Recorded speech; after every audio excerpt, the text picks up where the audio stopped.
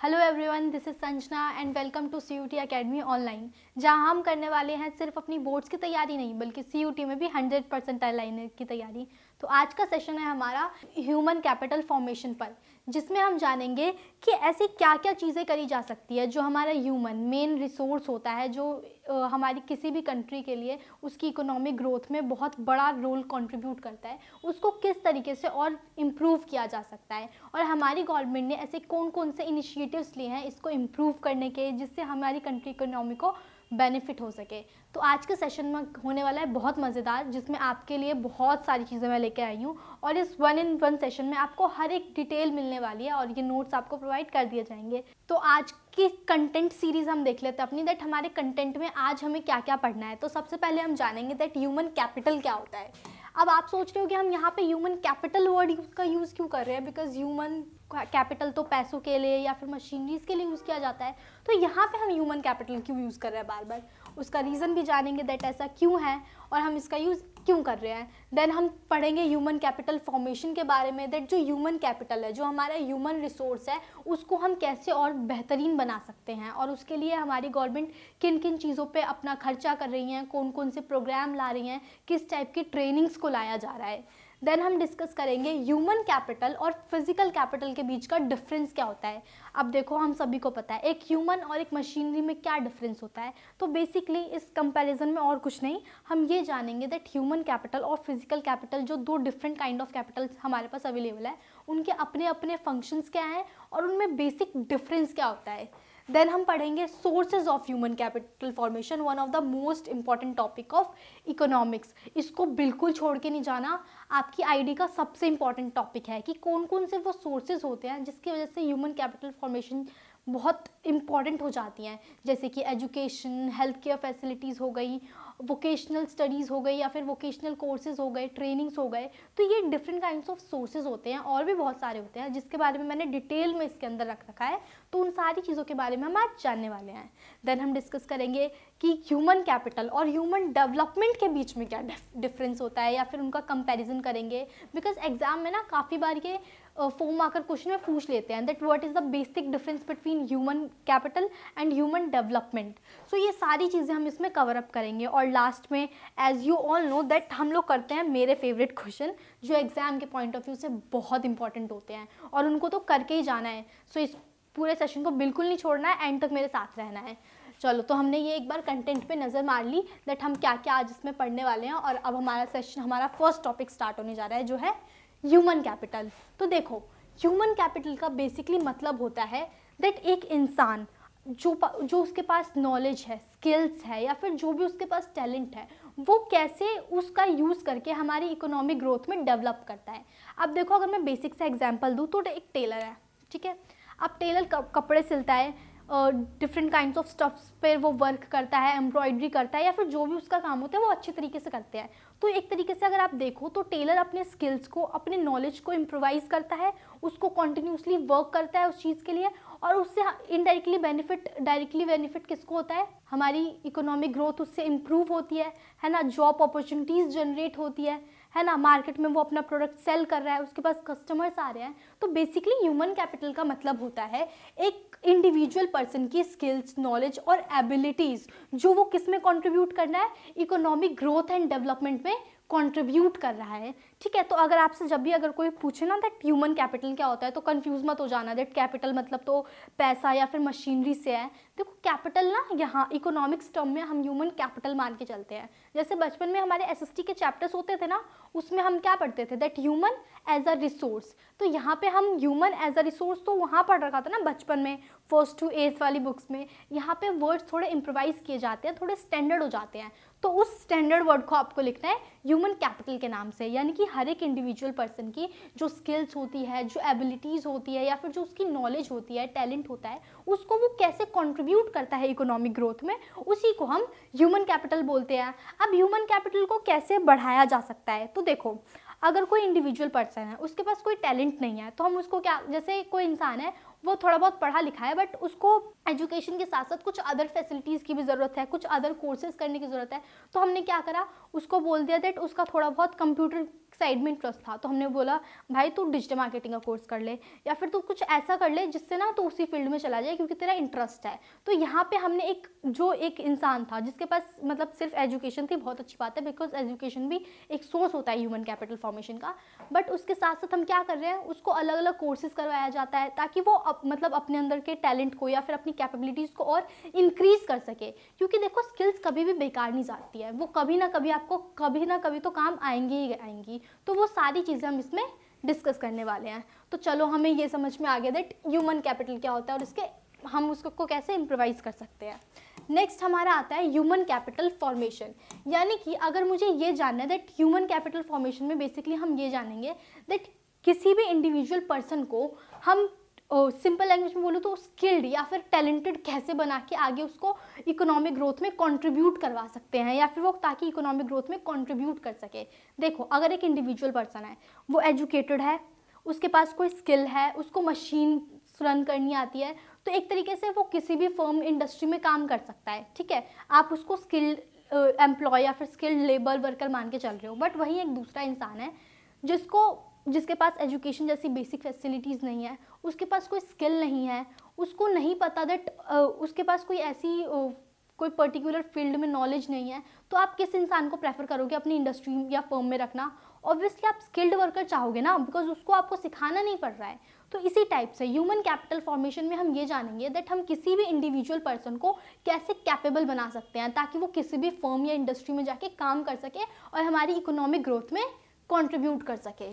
So human capital formation ना basically एक तरीके का प्रोसेस होता है जिसमें हम ये देखते हैं कि किसी भी इंडिविजुअल इंसान की स्किल्स को, नॉलेज को, एबिलिटीज़ को कैसे इंक्रीज़ किया जा सकता है। अब ये सारी चीज़ें हम कैसे इंक्रीज़ करेंगे दैट किसी इंसान के अंदर हमें कोई स्किल या फिर कोई पर्टिकुलर चीज़ के ऊपर वर्क करना है, तो ऑब्वियसली हम उसे उस पर्टिकुलर कोर्स के अंदर एनरोल करवाएंगे, है ना, उसको उसी चीज़ की नॉलेज देंगे। उसी तरीके से जब हमें ह्यूमन कैपिटल फॉर्मेशन करना होता है ना, तो हमें बहुत सारी चीज़ों का ध्यान रखना पड़ता है दैट हम इंडिविजुअल के एजुकेशन पे ध्यान दे रहे हैं, उसके अलग अलग वोकेशनल ट्रेनिंग्स पे ध्यान दे रहे हैं, उसके स्किल्स को कैसे इम्प्रोवाइज़ किया जा सकता है, उसके स्किल्स में क्या क्या इम्प्रूवमेंट हो सकती है, उन सारी चीज़ों के लिए उसको अलग अलग वोकेशनल कोर्सेज करवाया जा रहा है, उसकी हेल्थ पर ध्यान दिया जा रहा है। क्यों? क्योंकि अगर एक इंसान बहुत स्किल्ड है, बहुत समझदार है, उसको मशीनरीज रन करनी आती है, ही नोज़ दैट उसको अपना काम कैसे करना है, लेकिन वो बीमार पड़ जाता है, वो हेल्दी नहीं है, तो एक तरीके से हमारी इकोनॉमिक ग्रोथ अफेक्ट होगी ना, बिकॉज एक बीमार इंसान से आप काम बहुत ज़्यादा एक्सपेक्ट नहीं कर सकते हो, बिकॉज वो तो बीमार है ना, वो एक टाइम के बाद अपनी एनर्जी बहुत ज़्यादा लूज़ करने लग जाएगा, जिसकी वजह से वो ऑब्वियसली हमारी प्रोडक्टिविटी को अफेक्ट करेगा।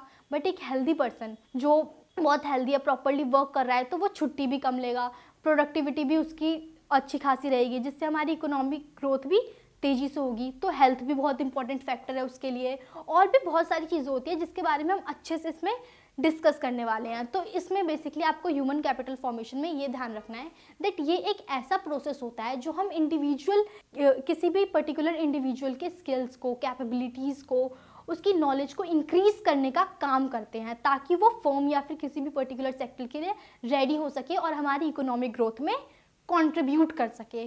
ठीक है, तो ये सारी चीज़ें आपको अपने आंसर में ऐड करनी है।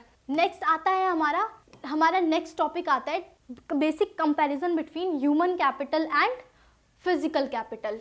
अब बहुत सारे बच्चे ना इस टॉपिक में अक्सर कंफ्यूज हो जाते हैं, बिकॉज आपकी बुक में ना ये बिल्कुल एंड में दिया होता है समराइज के पॉइंट ऑफ व्यू से, ये एक्चुअल में कंपैरिजन बहुत कम रेयर बुक्स में दिया जाता है। तो इस टॉपिक को बिल्कुल नहीं छोड़ के जाना। आपका जो केस बेस्ड स्टडी क्वेश्चंस आते हैं ना, उसमें जनरली देखा गया है कि ये वाला क्वेश्चन बहुत कॉमन है, आता है ये, तो इसको बिल्कुल नहीं छोड़ना। तो अब हम जान लेते हैं कि कंपैरिजन क्या होता है इन दोनों के बीच में। देखो, ह्यूमन कैपिटल का मतलब होता है basically human capital refers to the कि आप एक इंसान के अंदर क्या स्किल्स है, उसकी क्या कैपेबिलिटीज़ है, उसकी नॉलेज क्या है। तो ये सारी चीज़ें हैं ना, वो हमारी ह्यूमन कैपिटल में आती है। अब आप कैसे समझोगे दैट ये इंसान किसी भी फर्म के लिए, किसी भी इंडस्ट्री में इंपॉर्टेंट रोल कर सकता है? आप उसका एजुकेशनल बैकग्राउंड चेक करोगे, है ना, दैट इसने किस फील्ड में पढ़ाई कर रखी है, इसको किस चीज़ की नॉलेज है, इसको मशीन लर्निंग का थोड़ा बहुत पता है, क्या ये मेरी इंडस्ट्री में उतना अच्छा से काम कर पाएगा जिस चीज़ की एक्सपेक्टेशन मुझे उससे है। तो ये सारी चीज़ें हम कैसे पता लगाते हैं दैट उसकी स्किल्स क्या है, उसकी क्वालिफिकेशन कितनी है, उसके पास नॉलेज कितनी है उस चीज़ की। तो ये सारा हम किसी भी अपने एम्प्लॉय में या फिर अपने वर्कर में देखते हैं। तो ये सारा हमारे किस चीज़ में आ गया? ह्यूमन कैपिटल में आ गया। अब फिजिकल कैपिटल, देखो फिजिकल कैपिटल का ना बहुत सिंपल मशीन है, बहुत सिंपल मीनिंग है दैट आप फिजिकल कैपिटल से ना आप सिंपली ये समझ लो दैट वो सारी चीज़ें इंडस्ट्रीज़ में जो अपार्ट फ्रॉम ह्यूमन यूज़ की जाती है, जैसे कि मशीनरीज, इक्विपमेंट्स, टूल्स, ये सारा क्या है, ये फिजिकल कैपिटल ही तो है ना। मशीनरीज हम लाते हैं एक्सपेंसिव ताकि वो इजीली इंडस्ट्रीज़ में हम लार्ज नंबर ऑफ प्रोडक्ट को प्रोडक्शन इंक्रीज़ कर सके, या फिर जो भी जिस क्वांटिटी में हमें हमारा प्रोडक्शन करना है उसको इंक्रीज़ या फिर decrease according to our need कर सके। लेकिन उस मशीन को रन कौन करेगा, ह्यूमन कैपिटल करेगा। और कोई भी ह्यूमन उसको रन कैसे कर पाएगा, जब उसके पास स्किल होगी कि ये मशीन कैसे रन करनी है ना, उसको किस तरीके से चलाना है, अगर मुझे इतना प्रोडक्शन चाहिए तो मैं किस स्पीड पर इस मशीन को रन करूं, है ना, कितने और वर्कर्स लगेंगे। तो ये सारी चीज़ें तो हमें ह्यूमन कैपिटल से ही मिलेंगी। लेकिन मशीनरीज हो गई, टूल्स हो गई, अलग अलग इक्विपमेंट्स हो गए, वो सारा हमारा क्या हो गया, फिजिकल कैपिटल हो गया। देन हमारा आता है नेचर। देखो नेचर का ना बहुत सिंपल सा मीनिंग है दैट जो ह्यूमन कैपिटल है ना वो इंटेंजिबल होता है, यानी कि लिंक्ड टू द इंडिविजुअल। अगर मैं आपसे पूछूं दैट आपकी जो नॉलेज है, आपकी जो स्किल्स हैं, वो मैं आपसे अलग कर सकती हूँ, ठीक है। जैसे कि कई बच्चे होते हैं वो क्रिकेट में बहुत अच्छे होते हैं, मतलब क्रिकेट ना उनसे अच्छा कोई और खेल ही नहीं सकता। तो क्या मैं आपकी क्रिकेट की स्किल्स या फिर जो आपके अंदर क्रिकेट आप इतना दमदार खेलते हो, वो जो आपका टैलेंट है, वो आपसे निकाल कर किसी और को दे सकती हूँ? नहीं दे सकती ना, बिकॉज वो आपका टैलेंट है, आप उसमें बहुत माहिर हो। सेम तरीके से जो ह्यूमन कैपिटल होती है ना वो इंटेंजिबल होती है, यानी कि आप उसके मालिक से निकाल कर किसी और में ट्रांसफ़र नहीं कर सकते। अगर मेरी कम्युनिकेशन स्किल्स बहुत अच्छी है तो वो मेरे तक ही रहेंगी, मैं उसको किसी और में ऐसे ट्रांसफ़र नहीं कर सकती कोई कनेक्टर वगैरह लगा के। तो वही होती है दैट ह्यूमन कैपिटल जो है होती है ना हमारी इंटेंजिबल होती है। और वहीं अगर हम फिजिकल कैपिटल की बात करें तो वो टेंजिबल होती है, यानी कि हम बेसिकली उसको ट्रांसफ़र कर सकते हैं या फिर उसको उसके मालिक से अलग कर सकते हैं। अब मालिक से अलग करने का मतलब क्या है, जैसे मैंने कोई मशीन खरीदी है, ठीक है, आज मैंने उसको 2 लाख में खरीदी है, ठीक है। अब मुझे कल को लगता है यार ये मशीन ना मेरे किसी यूज़ की नहीं है, मैं इसको बेच देती हूँ। तो जब मैं वो मशीन बेचूंगी तो उसका ओनर चेंज हो जाएगा ना, बिकॉज वो क्या था, मशीनरीज क्या है, टेंजिबल है ना, वो हम उसको ट्रांसफ़र कर सकते हैं। तो बेसिकली टेंजिबल का मतलब होता है वो चीज़ें जिसको आप छू सकते हो, फील कर सकते हो, और इंटेंजिबल का मतलब होता है वो चीज़ें जिसको आप छू नहीं सकते, ठीक है। लेकिन इंटेंजिबल चीज़ों को आप फील ज़रूर कर सकते हो, जैसे किसी में कितनी नॉलेज है, बातों से पता चल जाएगा ना, तो वो सारी चीज़ें होती है। तो इसमें हमने क्या जाना दैट जो ह्यूमन कैपिटल होता है वो हमारा इंटेंजिबल होता है, यानी कि हम उसको उसके मालिक से अलग नहीं कर सकते। मैं आपकी स्किल्स, आपकी नॉलेज किसी और में ट्रांसफ़र नहीं कर सकती। अगर आपका जो टैलेंट है आप उसमें माहिर रहोगे, वो कोई और कभी नहीं ले सकता, है ना। और जो हमारा फिजिकल कैपिटल है, यानी कि जैसे मशीनरीज, इक्विपमेंट, उनका क्या है, आज मेरे पास है, मैं अगर कल उसको बेच दूंगी तो उसका ओनर कोई और हो जाएगा, तो वो हमारा टेंजिबल हो जाएगा। सो ये सारी चीज़ें नेचर में आ जाती है। देन आता है हमारा डेवलपमेंट प्रोसेस, कि कैसे ह्यूमन कैपिटल और फिजिकल कैपिटल हमारी इकोनॉमिक ग्रोथ में कंट्रीब्यूट कर सकता है। तो देखो अगर ह्यूमन कैपिटल को अच्छा बनाना है, उसको फुली यूटिलाइज करना है, तो उसके लिए हमें ह्यूमन कैपिटल में इन्वेस्ट भी करना पड़ेगा। अब इन्वेस्ट हम कैसे करेंगे, जैसे मुझे ह्यूमन कैपिटल को बहुत अच्छा दिखाना है और उसको इफेक्टिवली यूटिलाइज करना है, तो मैं क्या करूँगी, उसमें इन्वेस्ट भी तो करूँगी ना, उसकी एजुकेशन का ध्यान रखूँगी, उसको हेल्थ केयर फैसिलिटीज़ दूंगी, सैनिटेशन फैसिलिटीज़ प्रोवाइड करूँगी, है ना, और अलग अलग वोकेशनल कोर्सेज पे फोकस करूँगी, ताकि जो मेरे यहाँ काम करने वाले एम्प्लॉयज़ है या फिर लेबर्स है वो प्रॉपरली सारी चीज़ें सीख पाए, है ना। और ये सारा काम किसका होता है, गवर्नमेंट का होता है। हम आगे वो भी डिस्कस करेंगे। और जो हमारा फिजिकल कैपिटल है उसको हम कैसे और अच्छी तरीके से फुली यूटिलाइज कर सकते हैं, हम और अच्छी मशीनरीज ला सकते हैं, मैन्युफैक्चरिंग के थ्रू, इन्वेस्टमेंट के थ्रू, बेसिकली हम उसको और स्ट्रॉन्ग कर सकते हैं। देन आता है हमारा डेप्रिसिएशन। देखो डेप्रिसिएशन वर्ड से काफ़ी बच्चे घबरा जाते हैं, डेप्रिसिएशन का क्या मतलब होता है। देखो सिंपल लैंग्वेज ना, जो बेसिक वियर और टीयर ऑफ मशीन होता है उसी को डेप्रिसिएशन कहते हैं। अब आप बोलोगे ये क्या बोल गई दीदी, ये तो कुछ अलग ही था। देखो अगर मैं फिजिकल कैपिटल की बात करूं तो एक मशीन लाई हूँ, ठीक है। अब जैसे मशीन छोड़ो, तुम अपना मोबाइल फ़ोन ले लो, स्मार्टफोन ले लो।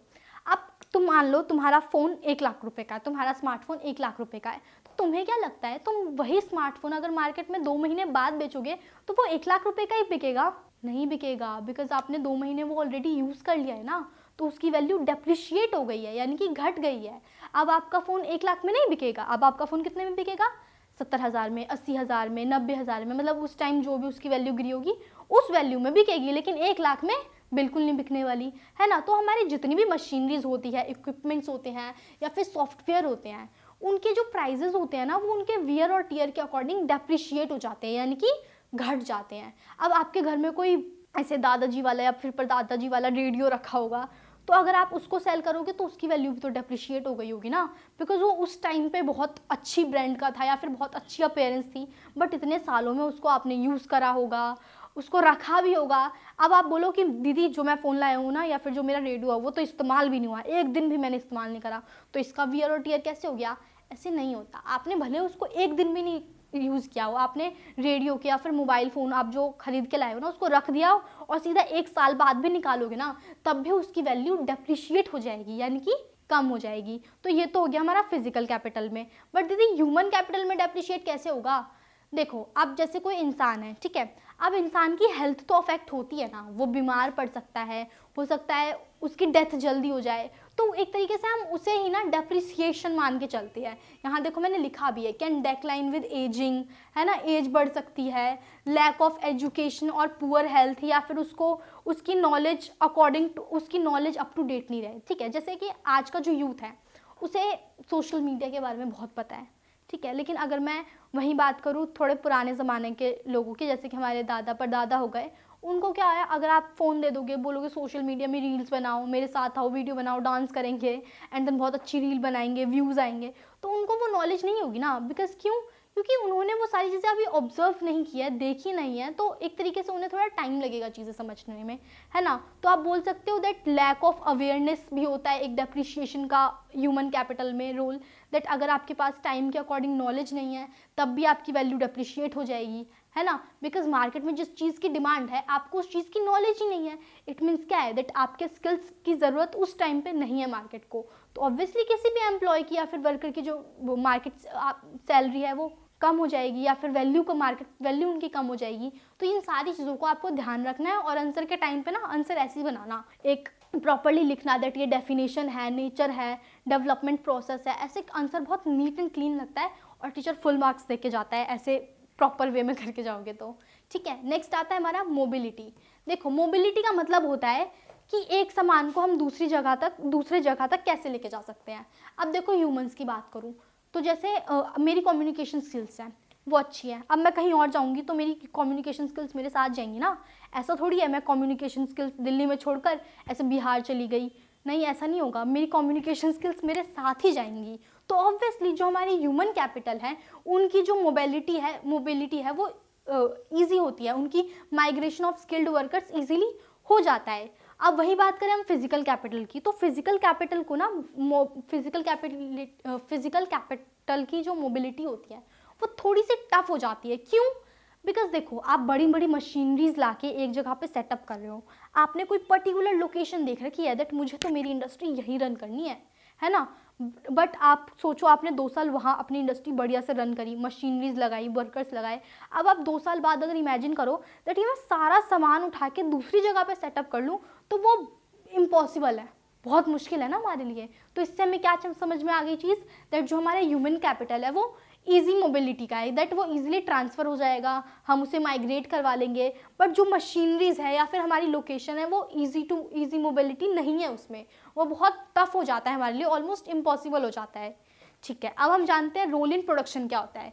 तो देखो, जो आपका ह्यूमन कैपिटल होता है ना वो बेसिकली अपनी क्रिएटिविटी, इनोवेशंस के लिए, और वो कितनी एफिशिएंटली किसी भी काम को कर रहा है ना उसके लिए जाना जाता है। तो वहीं जो हमारा फिजिकल कैपिटल होता है वो किस लिए जाना जाता है, दैट उसकी मशीनरीज कैसी है, उसका बेस इंफ्रास्ट्रक्चर कैसा है, वो मशीनरीज रन कैसे कर रही है, उसकी प्रोडक्टिविटी के अकॉर्डिंग डिपेंड करता है।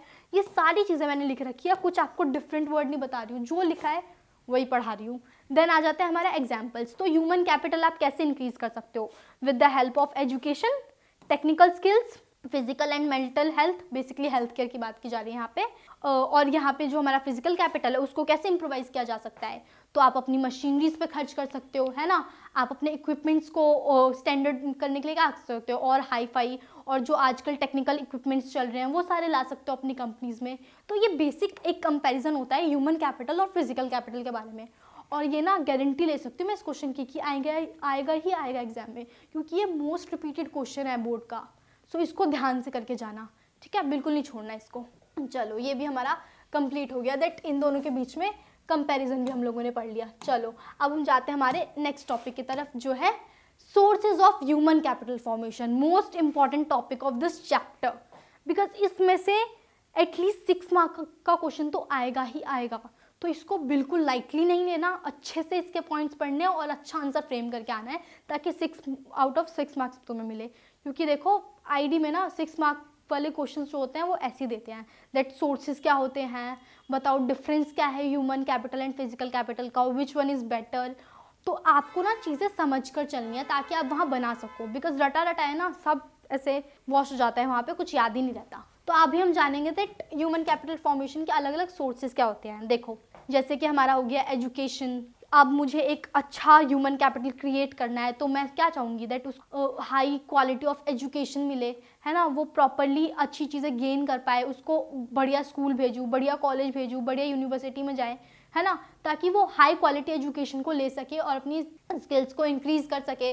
देन मैं किस पे ध्यान दूंगी, हेल्थ केयर पे। मेरे पास एक बहुत ही हाई क्वालिफाइड पर्सन है, ठीक है, जो बहुत पढ़ा लिखा है, बहुत स्किल्ड है, लेकिन व्हाट इफ अगर वो हेल्दी पर्सन नहीं है, वो बीमार रहता है, तो मैं क्या करूँगी उसका, क्योंकि वो आधी से ज़्यादा तो छुट्टियाँ ले लेगा ना, तो ऑब्वियसली मेरा काम अफेक्ट होगा। तो अगर आप कोई कंपनी रन कर रहे हो या फिर कोई मैन्युफैक्चरिंग हब है आपका, तो आप क्या चाहोगे, आप एक ऐसा वर्कर चाहोगे ना जो हाई क्वालिफाइड हो और हेल्दी भी हो, ताकि वो कॉन्टिन्यूसली छुट्टी ना ले, बल्कि आए, एफिशिएंटली वर्क करे, आपकी प्रोडक्शन को इंक्रीज करे। इसीलिए मुझे हेल्थ केयर फैसिलिटी पे भी ध्यान देना पड़ेगा। देन ये हमारा क्या हो गया, माइग्रेशन। अब जनरली बच्चे माइग्रेशन वाले पॉइंट पे कंफ्यूज हो जाते हैं, दैट दीदी माइग्रेशन कैसे हुआ, source of human capital formation, सब इसमें दे रखा है, अच्छे से एक्सप्लेन करने वाली हूँ, तुम्हारे लिए नोट्स लेके आई हूँ स्पेशली, ताकि तुम्हें इधर उधर भागना ना पड़े, तो सब मिलेगा, थोड़ा सा सब्र करना पड़ेगा। देन आता है हमारा इंफॉर्मेशन टेक्नोलॉजी, दैट लोग चीज़ों के बारे में जाने, है ना, हम लोगों को कोई चीज़ के बारे में जानना होता है, हम क्या करते हैं, फटाफट गूगल करो, दीदी ने इंफॉर्मेशन टेक्नोलॉजी बोला है, अगर मैं मान लो यहाँ पे आईटी बोल देती, वैसे तो आजकल के बच्चे बहुत स्मार्ट है, उनको पता होता है, बट स्टिल काफ़ी बच्चों को नहीं भी पता होता। तो अगर मैं बोलती आईटी, तो फटाफट कई आधे बच्चे तो सर्च करने लग जाते हैं, आईटी क्या होता है, गूगल लिया, सर्च कर लिया। तो इसीलिए इन सारी चीज़ों पे भी इन्वेस्ट करना बहुत ज़रूरी हो जाता है। देन हमारा आता है on the job training, that आप जिस कंपनी में काम कर रहे हो या फिर किसी इंडस्ट्री में काम कर रहे हो, तो जो उसके ओनर है ना, वो टाइमली अपने वर्कर्स को अप टू डेट रखने के लिए बहुत अलग अलग वोकेशनल कोर्सेज प्रोवाइड करते हैं। उनके बारे में जानेंगे कि ये कैसे इन सारी चीज़ों को इम्प्रूव करने में हमारी हेल्प करता है। तो नेक्स्ट स्लाइड है हमारी एक्सपेंडिचर ऑन एजुकेशन। देखो गवर्नमेंट का सबसे बड़ा खर्चा जो है ना, गवर्नमेंट जो करती है और बेसिकली चाहती है जिससे लोगों की स्किल इंक्रीज हो, उनका क्रिएटिव माइंड हो, और भी बहुत सारी चीज़ें हैं। तो गवर्नमेंट कोशिश करती है ना दैट हम एजुकेशन के फील्ड में मैक्सिमम खर्च कर पाए, बट वो बहुत सैड बात है हमारी कंट्री के, दैट ये सिर्फ एक कोशिश ही है। अभी भी हमारी गवर्नमेंट उतना खर्च नहीं कर रही है जितने की हमारी रिक्वायरमेंट है। क्यों? क्योंकि जो हमारी पॉपुलेशन ग्रोथ है वो कॉन्टिन्यूसली इंक्रीज होती जा रही है, बट हमारी फैसिलिटीज़ उतनी तेज़ी से नहीं बढ़ रही है। तो गवर्नमेंट को इस चीज़ पे भी वर्क करने की ज़रूरत है। तो आ जाता है हमारा एक्सपेंडिचर ऑन एजुकेशन। क्यों? क्योंकि किसी भी इंसान को किसी भी इंडस्ट्री में या फिर किसी भी फील्ड में काम करने के लिए जो बेसिक रिक्वायरमेंट होती है ना, वो उसकी क्वालिफिकेशंस होती है। क्यों? देखो एक पढ़ा लिखा इंसान ना किसी भी मायने में एक अनपढ़ इंसान से बेहतर होता है। इसीलिए आज के टाइम में या फिर आज के टाइम में तो एजुकेशन बहुत इंपॉर्टेंट है, बहुत बहुत बहुत ज़्यादा इंपॉर्टेंट चीज़ है। और ये किसी की भी लाइफ में एक क्रूशियल स्टेज होता है जब उसको बहुत फोकस देना चाहिए और ऐसी चीज़ों पे देखो आप देख लो, अभी आप स्कूलिंग कर रहे हो, अभी आप 12th स्टैंडर्ड में हो, अब आप क्या करोगे, आप ग्रेजुएशन कंप्लीट करोगे। उसमें से ग्रेजुएशन कंप्लीट करने के बाद क्या होगा, आधे बच्चे वर्किंग हो जाएंगे, उनमें से कुछ बच्चे पोस्ट ग्रेजुएशन करेंगे। तो ना एजुकेशन बेसिकली आप जितना ज़्यादा एजुकेशन ले रहे हो, मतलब आप उतने ज़्यादा स्किल्ड हो रहे हो, आपकी जो क्वालिफिकेशन है वो इम्प्रूव हो रही है। तो गवर्नमेंट इन सारी चीज़ों में इन्वेस्ट क्यों कर रही है? क्या फ़ायदा इतना सारा इन्वेस्ट करने का? ताकि हमारे जो वर्कर्स हैं, हमारे जो एम्प्लॉयज़ हैं, वो हमें स्किल्ड मिल सके, वो क्रिएटिव माइंड हो, है ना। क्यों? क्योंकि देखो स्किल्स एजुकेशन लेने से क्या होती है, हमारी स्किल्स इंक्रीज होती है। बेसिकली एक इंडिविजुअल की नॉलेज और टेक्निकल स्किल्स जो है वो इम्प्रोवाइज होती है, उसको पता चलता है दैट सोसाइटी में आज क्या चल रहा है, किन किन टॉपिक्स पे उन्हें डिस्कशन करना है, या फिर जो मॉडर्न इक्विपमेंट्स हो गए, मॉडर्न टेक्नोलॉजीज हो गई, उसके बारे में उसको जानने का मौका मिलता है और उसके अंदर अलग अलग टाइप के जो स्किल्स है वो इम्प्रूव होते हैं। जैसे कि मैं बात करूँ, इतनी देर से हम कम्युनिकेशन स्किल्स की बात कर रहे हैं, तो चलो थोड़ा सा उससे भी लिंक कर लेते हैं। अब जैसे हम स्कूल जाते हैं, स्कूल में टीचर्स बोलते हैं तुम्हें असेंबली में बोलना है, लेकिन मैं पक्का श्योर हूँ बहुत सारे बच्चे होंगे जो बोलते होंगे नहीं नहीं मैम, मेरे दोस्त को कर दो, इसको खड़ा कर दो, मैं नहीं जाऊँगा। तो ये ऐसा क्यों हो रहा है तुम्हारे साथ? बिकॉज क्या होता है, हमें ना बहुत हेजिटेशन होती है दैट यार स्टेज पे जाऊँगा, कुछ बोल दिया, गलत बोल दिया तो बच्चे मेरा मजाक उड़ाएंगे। बट आपको बोलना चाहिए, बिकॉज ये कम्युनिकेशन स्किल्स को इंक्रीज करने का सबसे ईजी वे होता है दैट बोलो, और जो भी बोलने की अपॉर्चुनिटी मिल रही है ना उसे बिल्कुल मत छोड़ो। तो आप जब बोलोगे तो क्या होगा, आपकी कम्युनिकेशन स्किल्स इंक्रीज होगी। भले ही आपने स्कूल में जाके छोटा सा कुछ बोला है, थॉट ऑफ द डे बोल दिया, तुम्हारी कम्युनिकेशन स्किल्स तो इंक्रीज हुई, तुम्हें कॉन्फिडेंस तो आया दैट तुम बोल सकते हो। तो ये कहाँ से हो रहा है, एक्चुअली स्कूल से ही हो रहा है ना। तो एजुकेशन यहाँ पे इंपॉर्टेंट रोल प्ले कर दी है। अब एक वही दूसरा बच्चा हो जो स्कूल कभी गया ही नहीं हो, तो वो ना छोटी छोटी बातें बोलने से भी घबराएगा, उसको थोड़ी प्रॉब्लम आएगी, वो हिचकिचाएगा। तो ये सारी चीज़ें आपकी जो स्किल्स है वो कहाँ से इंप्रूव होनी शुरू हो रही है, आपके स्कूल से शुरू हो रही है बोलना ही। देन हमारी प्रोडक्टिविटी को बूस्ट करता है। देखो कोई एजुकेटेड पर्सन है, ही नोज दैट अगर वो किसी कंपनी में काम कर रहा है, किसी मशीनरी को रन कर रहा है या फिर कोई मशीन रन कर रहा है, तो उसको पता होगा ना ये मशीन कैसे रन करनी है, ये स्विच दबाऊंगा तो रन होगा, अगर मुझे इतने का टारगेट मिला है तो मुझे इतना टारगेट किसी भी हाल में कंप्लीट करना है। सो बेसिकली एक एजुकेटेड पर्सन किसी भी फील्ड में जाकर उसकी प्रोडक्शन को इंक्रीज करने में बहुत इंपॉर्टेंट रोल प्ले करता है। ठीक है, सो इस पॉइंट ऑफ व्यू से भी और एजुकेशन जो है बहुत इंपॉर्टेंट होता है। नेक्स्ट आ जाता है हमारा फॉस्टर इनोवेशंस, यानी कि जितनी ज़्यादा एजुकेशन की फैसिलिटी है, जितने बच्चों तक पहुंच पाएंगे, जितने बच्चे पढ़ लिख पाएंगे, हाई क्वालिफिकेशन अचीव कर पाएंगे, सो बेसिकली जो इनोवेशंस की पेस होती है ना इकोनॉमिक ग्रोथ में, वो भी इंक्रीज होती जाएगी। अच्छा, मुझे एक छोटी सी चीज़ का रिप्लाई देना तुम लोग कमेंट सेक्शन में। सो ये बताओ, what is the difference between innovation and invention? Interesting है ना, बट घबराओ मत, अगर नहीं भी पता होगा ना तो मैं बता दूंगी नेक्स्ट वीडियो में। लेकिन तो जल्दी जल्दी कमेंट करके बताओ दैट क्या डिफरेंस होता है इन दोनों वर्ड्स में। तो उतनी ज़्यादा जो हमारे पास है इनोवेशंस आएंगी, साइंटिस्ट नए नए इन्वेंशंस करेंगे और भी बहुत नई नई टेक्नोलॉजीज आएंगी हमारे पास, जो हमारी इकोनॉमिक ग्रोथ को इंक्रीज करने में हमारी हेल्प करेगा। जॉब अपॉर्चुनिटीज़ के ऑप्शंस बढ़ेंगे, लोगों को ज़्यादा से ज़्यादा काम मिल पाएगा, जॉब अपॉर्चुनिटीज़ मिलेंगी तो स्टैंडर्ड ऑफ लिविंग जो है वो भी इंक्रीज़ होगा। तो ये सारी चीज़ें किससे लिंक्ड हो रही है? Expenditure in education. सो इस वजह से गवर्नमेंट को एजुकेशन जैसी चीज़ों में इन्वेस्ट करना चाहिए ताकि ये सारी चीज़ें हमारी इकोनॉमिक डेवलपमेंट की पेस को इंक्रीज़ कर सके। नेक्स्ट आ जाता है हमारा प्रमोट्स इक्वालिटी। एजुकेशन जैसी चीज़ जितनी बढ़ेगी उतनी चेंज इन सोशल आउटपुट भी होगा, यानी कि लोगों के विचारों में भी बदलाव आएंगे। जैसे हम लोग आज क्या देखते हैं, मतलब आज के टाइम में तो फिर भी ये चीज़ बहुत रेयर हो गई है। पुराने टाइम में क्या होता था, मेल एंड फीमेल में कितना डिफ्रेंसिएशन होता था ना, है ना। फीमेल्स को एजुकेशन राइट तो बिल्कुल ही नहीं था। आज के टाइम में भी सुधार आया है, बहुत हद तक सुधार आया है। जो हमारी मतलब जो आप लोग देखते होंगे घर में भाई बहन होते हैं तो दोनों को स्कूल भेजा जाता है, दोनों साथ में पढ़ते लिखते हैं, उनको अलग अलग अपॉर्चुनिटीज़ मिलती हैं। बट पुराने टाइम में ऐसा नहीं था ना, क्यों? लैक ऑफ एजुकेशन थी, लैक ऑफ लिटरेसी थी। इस वजह से लोग क्या करते थे, सिर्फ मेल को ही पढ़ाई जैसी चीज़ों के लिए मौका मिलता था, फीमेल्स को तो मौका भी नहीं मिलता था। बट जैसे जैसे एजुकेशन जैसी चीज़ लोगों तक पहुंची, लोगों ने ये रियलाइज़ करा दैट ये जो डिफ्रेंसिएशन डिस्क्रिमिनेशन हो रहा है ना जेंडर जैसी चीज़ों को लेकर, ये बहुत तकियानुसी सोच है, इसको चेंज करनी पड़ेगी। और आज हम देख रहे हैं कि आज हर किसी को पढ़ने की अपॉर्चुनिटी मिल रही है। तो ये सारा क्यों हो रहा है? एजुकेशन की वजह से, because education helps to reduce social and economic disparities by offering equal opportunities to both female and male. तो ये सारी चीज़ें हमें एजुकेशन प्रोवाइड करता है। आई होप आप लोगों को सेशन में मज़ा आ रहा हो और एंड तक रुक के जाना, बहुत सारी चीज़ें अभी भी बाकी है इसमें।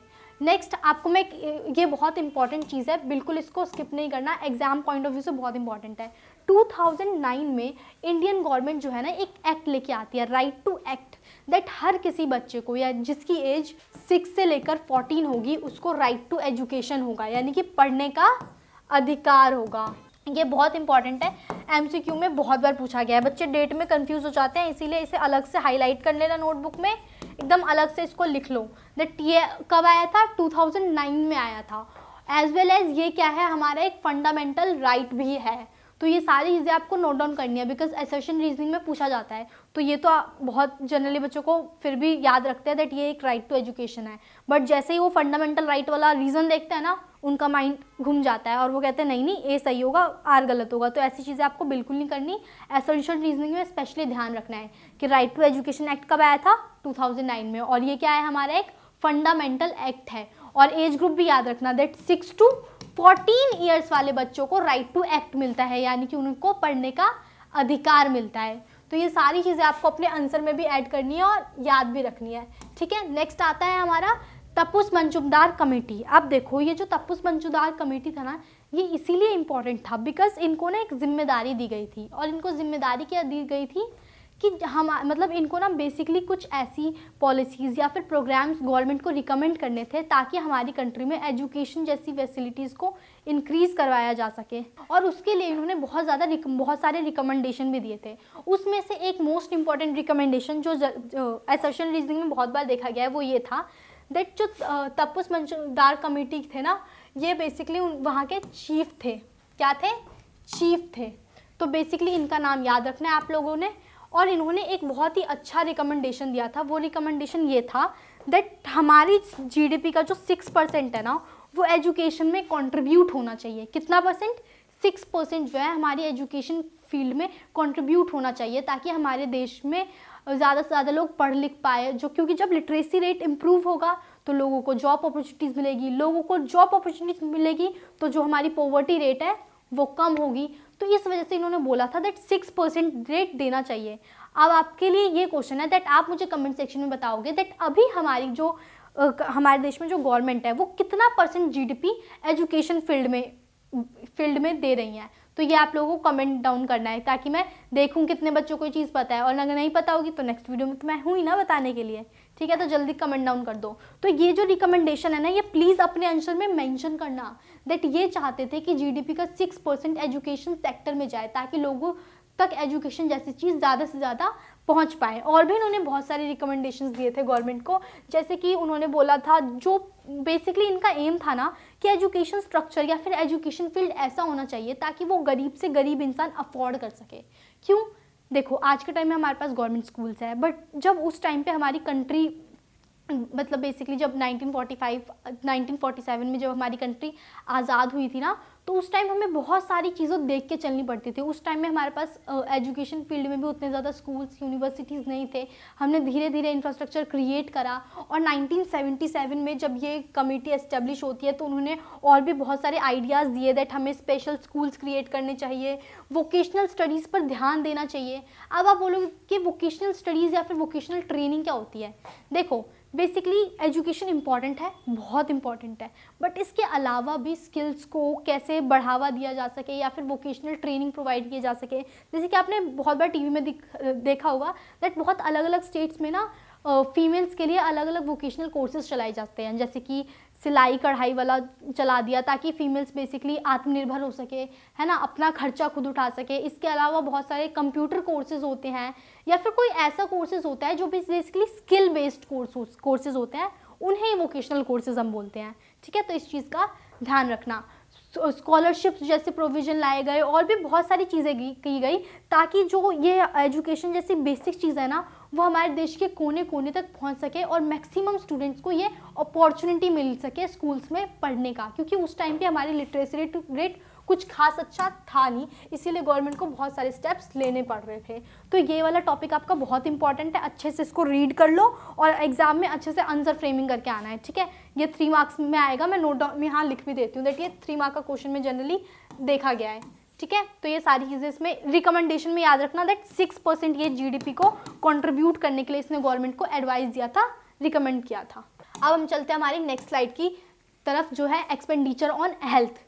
देखो हेल्थ सेक्टर में या फिर हेल्थ केयर फैसिलिटीज़ को इंक्रीज़ गवर्नमेंट को क्यों करना चाहिए, उसका मेन रीज़न ये है दैट देखो कोई इंडिविजुअल है, हमने उसको हाई क्वालिटी एजुकेशन प्रोवाइड करी, वो हाई क्वालिफाइड पर्सन बन गया, बट व्हाट इफ़ अगर वो हेल्दी ही नहीं है ना, बिकॉज अगर वो हेल्दी ही नहीं है तो ऑब्वियसली वो अपने काम को लेकर रेगुलर नहीं हो पाएगा ना, वो रेगुलर ऑफिस नहीं जा पाएगा, वो रेगुलर अपने प्रोजेक्ट्स को या फिर जो भी उसको काम दिया जाएगा वो उन पे प्रॉपरली काम नहीं कर पाएगा, उसके प्रोजेक्ट्स इनकम्प्लीट रहेंगे, वो बहुत ज़्यादा छुट्टियाँ लेगा।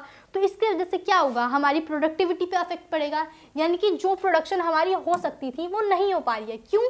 क्योंकि जो हमारा एम्प्लॉय है या फिर वर्कर है वो बीमार है ना। तो इस वजह से गवर्नमेंट को हेल्थ केयर सेक्टर में खर्च करना पड़ेगा ताकि हर एक इंसान के पास हेल्थ जैसे जो बेसिक फैसिलिटी होती है वो हो सके, और हमें हमारे जो वर्कर्स है, एम्प्लॉय है, लेबर है, वो हेल्दी मिल सके। बिकॉज अगर वो हेल्दी रहेंगे तो वो कम से कम छुट्टियाँ करेंगे, कम से कम छुट्टियाँ करेंगे तो हमारी प्रोडक्टिविटी कॉन्टिन्यूसली इंक्रीज होती जाएगी ना। बिकॉज देखो, आप एक वीक आदमी या फिर मैं बोलूँ तो बीमार आदमी से नहीं एक्सपेक्ट कर सकते कि वो एकदम फुल एनर्जी में आए, सारा काम करे। इसीलिए गवर्नमेंट को हेल्थ केयर इंफ्रास्ट्रक्चर पे या फिर हॉस्पिटल्स पे बहुत ज़्यादा खर्च करने की ज़रूरत पड़ती है, ताकि जो हमारे एम्प्लॉयज़ है या फिर वर्कर्स है वो हेल्दी रहे और हमारी प्रोडक्टिविटी को बिल्कुल भी अफेक्ट ना करे, और जो भी हमारा प्रोडक्शन है वो अपनी स्पीड में कॉन्टिन्यूसली इंक्रीज़ होता रहे। बिकॉज वो अगर वो कम ज़्यादा होगा तो क्या होगा, इससे ऑब्वियसली हमारी इकोनॉमिक ग्रोथ पे वो अफेक्ट करेगा। तो ये सारी चीज़ों का हमें ध्यान रखना पड़ता है। देन इन्हेंसेस एजुकेशन की एजुकेशन आउटकम्स भी बढ़ेंगे ना। देखो, अगर हेल्थियर स्टूडेंट स्कूल में आएगा तो वो क्या होगा, अब जैसे मैं एग्जांपल दूँ, एक बहुत बीमार बच्चा है और एक हेल्दी बच्चा है, तो वो दोनों क्या होंगे, मैं जो भी टॉपिक पढ़ाऊंगी, जो भी चीज़ें एक्सप्लेन करूंगी, वो हेल्दी बच्चा ना जल्दी कैच करेगा मेरी बातों को, जल्दी चीज़ें समझ पाएगा, ठीक है। और फिर वो अपना ब्रेन भी यूज़ करेगा, अपनी क्रिएटिविटी भी यूज़ करेगा, जो भी चीज़ मैं सिखाऊंगी करवाऊंगी। बट एक वीक बच्चा है जो बीमार है, वो फोकस ही नहीं कर पाएगा ना उन चीज़ों में, बिकॉज उसकी हेल्थ ही अच्छी नहीं होगी। तो इसीलिए इसमें ये पॉइंट किया गया है दैट इनहेंसेस एजुकेशन आउटकम्स को भी इंक्रीज करने में हेल्प करता है हमारा हेल्थ केयर इंफ्रास्ट्रक्चर। देन हो गया लाइफ एक्सपेक्टेंसी इंक्रीज होगी। अब देखो, कोई बहुत टैलेंटेड इंसान है जो जिसमें इतनी कैपेबिलिटी थी कि वो किसी भी कंपनी या फिर इंडस्ट्रीज़ की ग्रोथ को इंक्रीज़ कर सकता था, बूस्ट कर सकता था, बट वो जल्दी एक्सपायर हो गया, फिर उसकी डेथ जल्दी हो गई है, वो 30-35 की एज में एक्सपायर हो गया। तो एक तरीके से देखें तो हमारा ही लॉस हो रहा है ना, दैट हमने एक काबिल एम्प्लॉय या फिर काबिल वर्कर को, हमारे ह्यूमन कैपिटल लॉस हम फेस कर रहे हैं। तो हेल्थ पर ध्यान देना इसीलिए भी ज़रूरी है ताकि हमारी लाइफ एक्सपेक्टेंसी रेट भी इंक्रीज़ हो और हमारे पास जो स्किल्ड लेबर है उनका लॉस हमें कम से कम फेस करना पड़े, है ना। बिकॉज आप इमेजिन करो ना, एक 30 या 35 ईयर का इंसान अगर मर रहा है तो इट ऑब्वियस, अगर वो एक्सपायर हो रहा है, इट मीन्स हमारी हेल्थ केयर फैसिलिटी में ही कमी है कि हम अपने स्किल्ड लेबर को नहीं बचा पा रहे हैं। जो पोटेंशियल हमारी कंट्री दे सकती थी वो नहीं दे पा रही है जस्ट बिकॉज ऑफ हेल्थ। इसीलिए इस फील्ड में ध्यान देना बहुत इंपॉर्टेंट है। देन हमारा आ जाता है promotes equality. Equal access to health care ensures all individuals can reach up to their potential. यानी कि हम जितना ज़्यादा हेल्थ केयर फैसिलिटीज़ में काम करेंगे, जितना ज़्यादा इसको बढ़ाएंगे, उतना ज़्यादा इक्वालिटी वाली जो फीलिंग है ना वो भी इंक्रीज़ होगी। क्यों? देखो, अगर हम सबको अच्छी हेल्थ केयर फैसिलिटी देंगे, हॉस्पिटल्स बनाएंगे, डॉक्टर्स प्रोवाइड करेंगे, सैनिटेशन फैसिलिटी जैसी चीज़ों पे काम करेंगे, तो एक तरीके से जो मेल एंड फीमेल है ना उनको equal number of job opportunities या फिर इक्वल नंबर ऑफ अपॉर्चुनिटीज़ मिलेंगी अपने आप को प्रूव करने को। क्यों? क्योंकि देन वो अपने पोटेंशियल के अकॉर्डिंग वर्क करके सबको दिखा पाएंगे ना दैट ये प्रोडक्शन मैं यहाँ से यहाँ लेकर आया हूँ। तो इस वजह से ये सारी चीज़ें बहुत मायने रखती है, बहुत ज़्यादा इंपॉर्टेंट हो जाती है दैट किसी भी कंपनी या फिर इंडस्ट्री में मेल फीमेल दोनों वर्क करते हैं। तो अगर हमारे पास हेल्दी वर्कर्स होंगे तो ऑब्वियसली वो अपने पोटेंशियल से ज़्यादा वर्क करेंगे, उस कंपनी की प्रोडक्टिविटी को इंक्रीज़ करने में पार्टिसिपेट करेंगे और इक्वालिटी वाली फील भी तो आएगी ना। इसीलिए ये सारी चीज़ें बहुत इंपॉर्टेंट रोल करनी पड़ती है। देन आता है हमारा सपोर्ट्स इकोनॉमिक ग्रोथ। ये तो इतनी बार मैंने बता दिया है ना दैट हेल्दी वर्कर जो है ऑब्वियसली इकोनॉमिक ग्रोथ को अफेक्ट नहीं करेगा, मतलब अफेक्ट नहीं करेगा in the sense that healthy worker जो है वो कम से कम छुट्टी लेगा, है ना। वो अपने काम पे ज़्यादा फोकस कर पाएगा, वो ज़्यादा अच्छे से अपने काम को शो कर पाएगा, वो मशीनरी को अच्छे से रन कर पाएगा, प्रॉपर्ली फोकस्ड रहेगा। तो ऑब्वियसली उसकी कंपनी की प्रोडक्टिविटी भी इंक्रीज़ होगी। कंपनी की प्रोडक्टिविटी इंक्रीज़ होगी तो हमारी इकोनॉमिक ग्रोथ अच्छी रहेगी, इकोनॉमिक ग्रोथ अच्छी रहेगी तो जॉब अपॉर्चुनिटीज़ भी मिलती रहेगी लोगों को। तो ये सारी चीज़ों का निचोड़ एक ही है दैट गवर्नमेंट को हेल्थ केयर फैसिलिटीज़ पे ज़्यादा से ज़्यादा खर्च करना चाहिए ताकि हमारे जो एम्प्लॉय है, लेबर है, वर्कर्स है वो हेल्दी रहे और प्रॉपरली अपने काम पर फोकस कर पाए और हमारी देश की इकोनॉमिक ग्रोथ को बढ़ा सके। तो ये सारे पॉइंट्स लिख के आने हैं। अब इसमें मैं एक और चीज़ आप लोगों को बता दूं दैट इकोनॉमिक के आंसर में ट्राई करो दैट आप पॉइंट्स वाइज लिखो, ठीक है। बिकॉज पैरा ना जनरली टीचर्स नहीं पढ़ना चाहती, टू बी वेरी ऑनेस्ट। मैं आपको नहीं बोलूँगी दैट पैरा ठीक है, नहीं, जनरली टीचर्स नहीं प्रेफर करती पैराग्राफ। तो ट्राई करो, जैसे मैंने पॉइंटर बना के लिख रखे है ना, आप भी पॉइंट्स बना के लिखो, नीट एंड क्लीन लिखो, ठीक है। वो 10-12 पेज का पैराग्राफ बना देते हैं ना बच्चे, किसी को इंटरेस्ट नहीं है उसको पढ़ने में, ठीक है, कोई उसको नहीं पढ़ना चाहता। नेक्स्ट स्लाइड है हमारी एक्सपेंडिचर ऑन इंफॉर्मेशन टेक्नोलॉजी। देखो आजकल के टाइम में हम सभी को पता है दैट किसी भी फील्ड में जाने के लिए या फिर किसी भी चीज़ में जाने के लिए हमें उसकी इन्फॉर्मेशन होना बहुत ज़रूरी है। फॉर एग्जाम्पल हम लोग आफ्टर 12th सर्च करते हैं ना दैट आफ्टर 12th हमारी जो भी स्ट्रीम है उसके अकॉर्डिंग बेस्ट करियर चॉइसेस क्या हो सकती है। वैसे ही गवर्नमेंट भी अलग अलग प्लेटफॉर्म्स पे इंफॉर्मेशन टेक्नोलॉजी पे बहुत ज़्यादा एक्सपेंड करती हैं ताकि लोगों तक जो भी मतलब जॉब अपॉर्चुनिटी से रिलेटेड या फिर स्किल बेस्ड कोर्सेज से रिलेटेड इन्फॉर्मेशन है ना वो टाइमली पहुंच सके। क्यों? क्योंकि जब तक हमें किसी भी चीज़ की इन्फॉर्मेशन नहीं होगी, हमें नहीं पता होगा दैट मार्केट में किस चीज़ की डिमांड है या फिर हमारे लिए और भी बेटर ऑप्शंस क्या अवेलेबल है, तब तक हम नई चीज़ों को जान पाएंगे, चीज़ों को और तरीके से समझ पाएंगे। इसीलिए गवर्नमेंट एक्सपेंड करती हैं इंफॉर्मेशन टेक्नोलॉजी जैसी फील्ड पर। क्यों? क्योंकि इससे देखो सबसे बड़ा इसका इंपॉर्टेंट रोल होता है स्किल डेवलपमेंट। दैट जब तक हम किसी के चीज़ के बारे में जानेंगे नहीं, हमें पता कैसे चलेगा मार्केट में किस चीज़ की डिमांड हो रही है। फॉर एग्जाम्पल आफ्टर 12th बहुत सारे बच्चे ग्रेजुएशन कर रहे होते हैं बट उन्हें अपनी लाइफ का गोल ही नहीं पता होता दैट हमें एक्चुअल में अचीव क्या करना है। बहुत चीज़ें हम सर्च करते हैं, हम अपने टैलेंट से रिलेटेड या फिर जो भी हमें जिसमें भी हमें स्किल हो, जिस भी चीज़ में हमें थोड़ा बहुत इंटरेस्ट होता है उससे रिलेटेड चीज़ें ढूंढते हैं।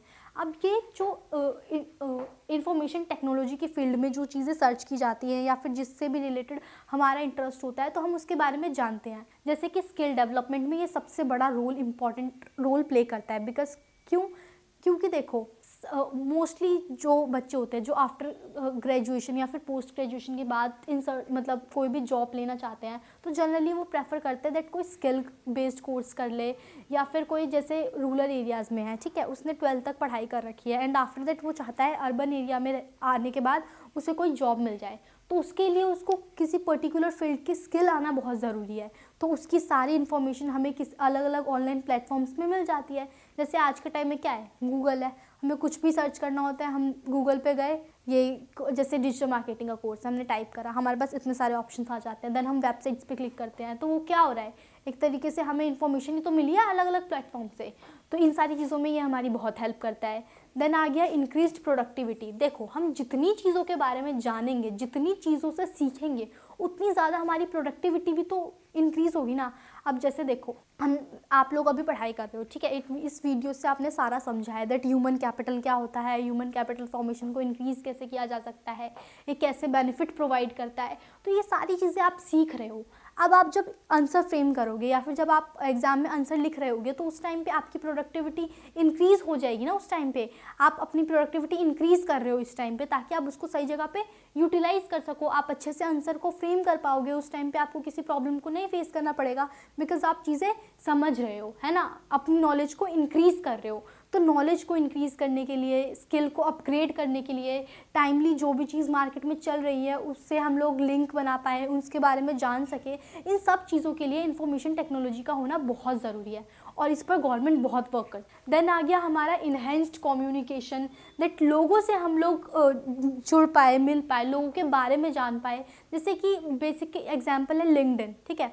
लिंक्डइन बेसिकली एक आप बोल सकते हो लिंक्डइन एक ऐसी जगह है जहाँ पे जो बच्चा है, जो कॉलेज में है स्टूडेंट, या फिर बेसिकली जिसको कोई जॉब की सर्च में है, या फिर जिसको बेसिकली अपनी प्रोफाइल अपडेट करनी है ताकि वो लोगों से कनेक्ट कर सके, लोगों के लिंक क्रिएट कर सके, या फिर जिस भी चीज़ में वो अच्छा है उसमें वो इंटर्नशिप करके एक्सपीरियंस गेन सके, वो सारी चीज़ें वो लिंक्डइन पे करता है, ठीक है। तो एक तरीके से लिंक्डइन क्या है, आपको कनेक्शंस बनाने का ही तो एक मौका दे रहा है ना।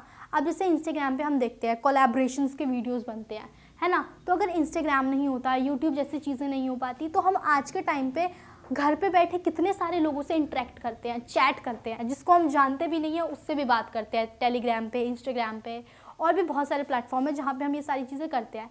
तो ये सारे किसके वजह से हो रहा है, इन्फॉर्मेशन टेक्नोलॉजी की वजह से ही तो हो रहा है कि हम लोग लिंक क्रिएट करना सीख गए हैं, हम लोग अपनी कम्युनिकेशन स्किल्स को इम्प्रूव कर रहे हैं, अकॉर्डिंग टू द टाइम हम अपने स्किल्स को अपग्रेड कर रहे हैं, यूट्यूब पे बैठे बैठे हम पढ़ाई कर रहे हैं। देखो सबसे बड़ा बेनिफिट तो यही हो गया, है ना, वरना ट्यूशन जाना पड़ता। तो अभी देखो यूट्यूब पे आराम से अपने कंफर्ट जोन में बैठ के पढ़ाई कर रहे हो ना, यही तो बेनिफिट है आईटी के, इंफॉर्मेशन टेक्नोलॉजी के। देन हमारा आ गया इकोनॉमिक ग्रोथ, दैट हम जितनी चीज़ों के बारे में जानेंगे, जितना सीखेंगे, जितना टाइम के अकॉर्डिंग अप टू डेट रहेंगे, उतनी ज़्यादा अपनी इकोनॉमिक ग्रोथ में कंट्रीब्यूट करेंगे, है ना। सो ये सारी चीज़ें ना आपस में लिंक्ड होती है, आप किसी भी एक पॉइंट को स्किप नहीं कर सकते हो। तो अच्छे से एक एक चीज़ समझ कर जाना है और आंसर फ्रेमिंग बेहतरीन करके आनी है, ठीक है।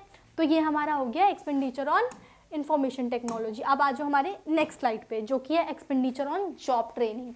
अब देखो, हम लोग देखते हैं बहुत सारी कंपनीज या फिर इंडस्ट्रीज़ जो है ना, वो अपने वर्कर्स को टाइमली कुछ ना कुछ वोकेशनल कोर्सेज या फिर वोकेशनल ट्रेनिंग प्रोवाइड करते रहते हैं। अब वो ऐसा क्यों करते हैं?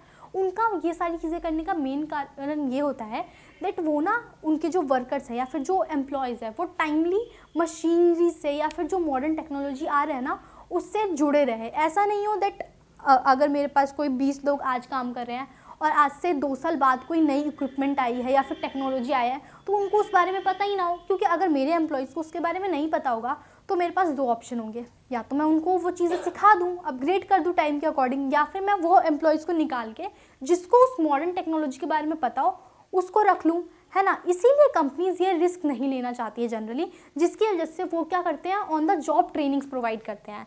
अब ये तो on the job trainings provide कैसे करवाई जाती है, जैसे कि एक कंपनी में मान लो एक कंपनी में 12 लोग हैं, ठीक है। अब उन्होंने बोला दैट हम क्या कर रहे हैं ना, 6-6 का टीम बना देते हैं, दैट 6 लोगों को MWF में ऑन द जॉब ट्रेनिंग मिलेगी और 6 लोगों को TTS में ऑन द जॉब ट्रेनिंग मिलेगी। अब इसमें वो लोग डेली का 2 आवर्स बोल रहे हैं अपने वर्कर्स को या फिर एम्प्लॉयज़ को दैट तुम्हें ये मॉडर्न इक्विपमेंट या फिर मॉडर्न टेक्नोलॉजी जो भी आई है ना उसे सीखना है। अब इस सीखने में क्या कर रहे हैं वो लोग, अब 2 ईयर्स के बाद वो लोग नए अपने पुराने कैंडिडेट को निकाल कर नए को लाते, तो वो बेसिकली मशीनरीज तो रन करना सीख जाते हैं, बट उनमें वो क्वालिटी आने में तो टाइम लगता ना, है ना। वो उनकी प्रोडक्टिविटी को थोड़ा सा तो अफेक्ट करते हैं, बट इस टाइम में वो बिना अपने वर्किंग आवर्स को घटाए या फिर बिना अपने एम्प्लॉयज़ को चेंज करे अपने ही वर्कर्स को या फिर एम्प्लॉयज़ को अपग्रेड कर रहे हैं, सिस्टम को जानने का मौका दे रहे हैं, जिसकी वजह से फ्यूचर में उनकी प्रोडक्टिविटी उनकी जो कंपनी की प्रोडक्टिविटी होगी वो ऑटोमेटिकली इंक्रीज हो जाएगी, है ना, जिसका प्रॉफिट कंपनी को ही होना है। तो ये सारी चीज़ें आपस में लिंक्ड होती है, इन चीज़ों को समझना होता है, ठीक है। तो सबसे पहले क्या हो जाएगा इसका बेनिफिट हो जाएगा दैट जो आपके लेबर्स या फिर वर्कर्स है उनकी स्किल एनहेंसमेंट होगी, जो भी मॉडर्न इक्विपमेंट्स या फिर टेक्नोलॉजी आपकी कंपनी में आई होगी, लोग जो भी एम्प्लॉयज़ है उसके बारे में जानेंगे, जिसकी वजह से उनकी स्किल्स जो है अपग्रेड होगी और मार्केट में जो नया चल रहा होगा वो उनको जानने का मौका मिलेगा। नेक्स्ट होगा इंक्रीज प्रोडक्टिविटी। अभी मैंने बताया दैट हम चीज़ों के बारे में जितना सीखेंगे, जितना ज़्यादा अपने स्किल्स को मार्केट के डिमांड के अकॉर्डिंग अपग्रेड रखेंगे, उतना ज़्यादा हमें बेनिफिट होगा। वही चीज़ हमारी किस में हेल्प करेगी, हमारे प्रोडक्शन को इंक्रीज़ करने में हेल्प करेगी। नेक्स्ट आएगा करियर ग्रोथ, दैट हम जितना भी मॉडर्न इक्विपमेंट से कनेक्ट रहेंगे या फिर जितनी भी चीज़ें हम लोग ऑन द जॉब ट्रेनिंग सीख रहे हैं तो वो सारी चीज़ें ना हमारी एक्सपीरियंस में काउंट होती रहेगी ना, दैट आज मैंने कुछ साल मैंने इस फील्ड में काम करा, देन मैंने मॉडर्न इक्विपमेंट्स को यूज़ करके ये सारी चीज़ें सीखी, तो वो सारा क्या होगा, मेरे स्किल तो इंक्रीज़ होगी time to time, but as well as मेरा एक्सपीरियंस भी तो इंक्रीज़ होगा ना। तो अगर मैं किसी और कंपनी में अप्लाई करती हूँ या फिर वहीं उसी कंपनी में हायर पोस्ट के लिए जाती हूँ तो ऑब्वियसली मेरा बेनिफिट होगा, मेरी करियर ग्रोथ उसमें ज़्यादा हो पाएगी। तो सबसे बड़ा फ़ायदा हमारा क्या होगा, हमारी करियर ग्रोथ उसमें बहुत अच्छी होगी। और कंपनीज़ को क्या बेनिफिट होगा, उनका टर्नओवर डिक्रीज़ होगा, उनका टर्नओवर जो है वो रिड्यूस होगा। देखो यहाँ रिड्यूस टर्नओवर का मतलब है दैट कंपनीज़ के जो वर्कर है, एम्प्लॉयज़ है, वो कम से कम कंपनीज़ को छोड़कर जाएंगे, जिसकी वजह से वो अपने एम्प्लॉयज़ को जॉब सेटिस्फेक्शन दे पाएंगे, ठीक है। तो रिड्यूस टर्नओवर में जनरली कंफ्यूजन हो जाती है, बट यहाँ मैंने क्लियर कर दिया दैट रिड्यूस टर्नओवर का मतलब होता है कंपनीज को छोड़कर जो वर्कर्स है वो कम से कम जाएंगे, ताकि कंपनीज की प्रोडक्शन पे बिल्कुल भी इफेक्ट ना पड़े और वो अपने एम्प्लॉयज़ को फुली जॉब सेटिस्फेक्शन प्रोवाइड कर सके। अब हम डिस्कस करेंगे दैट ह्यूमन कैपिटल और ह्यूमन डेवलपमेंट के बीच का डिफरेंस क्या होता है। देखो बेसिकली ह्यूमन कैपिटल तो शुरुआत से पढ़ते हुए आ रहे हैं ना हम, दैट किसी भी इंडिविजुअल की स्किल्स क्या है, उसका टैलेंट क्या है, और बेसिकली इंडिविजुअल की हम जब भी बात करेंगे ना उस टाइम पे हम डिस्कस कर रहे होंगे ह्यूमन कैपिटल के बारे में कि उसकी स्किल्स क्या है, नॉलेज क्या है, एबिलिटीज़ क्या है, और वो इकोनॉमिक प्रोडक्टिविटी में कैसे कंट्रीब्यूट करता है, उसको इंक्रीज़ करने में हेल्प करता है। वहीं हम बात करें ह्यूमन डेवलपमेंट की, तो बेसिकली ह्यूमन डेवलपमेंट का जो कॉन्सेप्ट है ना वो वेलबींग से आता है, यानी कि वो इंसान का मतलब बेसिकली क्वालिटी ऑफ लाइफ क्या है, उसकी कैपेबिलिटीज़ क्या है, और जो उसका स्टैंडर्ड ऑफ लिविंग है ना उसको उसमें सुधार कैसे लाया जाए। देन अगर हम फोकस करें तो ह्यूमन कैपिटल जो है ना वो हमारा इंडिविजुअल स्किल्स और एबिलिटीज़ पे ज़्यादा फोकस करता है, और हमारा ह्यूमन डेवलपमेंट जो है वो basically sources of human capital formation जैसी चीज़ों पे जोर देता है, यानी कि health, education, expenditure on information technologies, ऐसी चीज़ों पे, ताकि ह्यूमन ग्रोथ होती रहे और उनके साथ साथ जो उनका स्टैंडर्ड ऑफ लिविंग है ना वो भी इंक्रीज होता रहे। अगर हम बात करें कि दैट हम ह्यूमन कैपिटल और ह्यूमन डेवलपमेंट में मेजरमेंट कैसे करेंगे, तो इसको मेज़र करने का तरीका बहुत ईजी है। किसी भी इंडिविजुअल को एजुकेशन क्या है, उसकी वोकेशनल ट्रेनिंग कैसी है, उसका वर्कफोर्स पार्टिसिपेशन कैसा है, उसके पास एम्प्लॉयमेंट है या नहीं, इन सारे बेसिस पे। वहीं ह्यूमन डेवलपमेंट में मेज़र करने के लिए हमें ये देखना है दैट पॉवर्टी लेवल्स क्या है, उसके पास बेसिक हेल्थ केयर फैसिलिटीज़ है भी या नहीं, ये सारी चीज़ों पे। देन अगर हम बात करें गोल पर, तो इसका बेसिक गोल होता है ह्यूमन कैपिटल का, दैट आप किसी भी इकोनॉमी को की प्रोडक्टिविटी, किसी भी इकोनॉमिक ग्रोथ में उसकी प्रोडक्टिविटी को इंक्रीज़ करने के लिए कितना पार्टिसिपेट कर रहे हो, आपका रोल क्या है, वो सारी चीज़ें हमारा ह्यूमन कैपिटल डिसाइड करता है बेस्ड ऑन इंडिविजुअल। और वहीं ये बात करता है दैट सोशल इक्वालिटी और जो फ्रीडम जैसी चीज़ें होती है, जो कि बेसिकली एज ये दिखाता है दैट आप किस सोसाइटी से बिलोंग कर रहे हो, है ना, आपका सोचने का नज़रिया क्या है, आप फ्रीडम जैसी चीज़ों में, फ्रीडम ऑफ स्पीच जैसी चीज़ों में यकीन रखते हो, सोशल वेलबींग को फॉलो करते हो, तो ये सारी चीज़ें आपका ह्यूमन डेवलपमेंट में आ जाता है। अगर मैं एग्जांपल दूं तो एक स्किल्ड लेबर जो है, जो कि एक कंपनी की ग्रोथ या फिर प्रोडक्टिविटी को इंक्रीज करने में हेल्प कर रहा है, तो वो एग्जांपल हो जाएगा हमारा ह्यूमन कैपिटल का।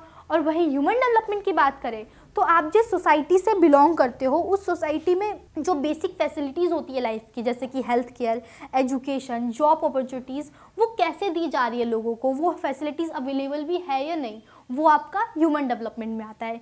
ये क्वेश्चन बहुत इंपॉर्टेंट है, इसको बिल्कुल स्किप नहीं करना। तो अच्छे से सारी चीज़ें पढ़ के जानी है और एग्जाम में 100 स्कोर करना है ना, क्योंकि बोर्ड्स में 100 लाने हैं और हमें CUT में 100 परसेंटाइल लाने हैं। अब नेक्स्ट ये आपके लिए कुछ क्वेश्चंस हैं जो कि आपको आपके नोटबुक में करने हैं, तो ये क्वेश्चन अपनी नोटबुक में अच्छे से करना, और अगर कोई डाउट हो इस क्वेश्चंस में तो मुझे कमेंट में बता देना, आपको आपका आंसर मिल जाएगा। सो नेक्स्ट क्लास में हम लोग मिलते हैं। तो सेशन पसंद आया हो तो लाइक करना।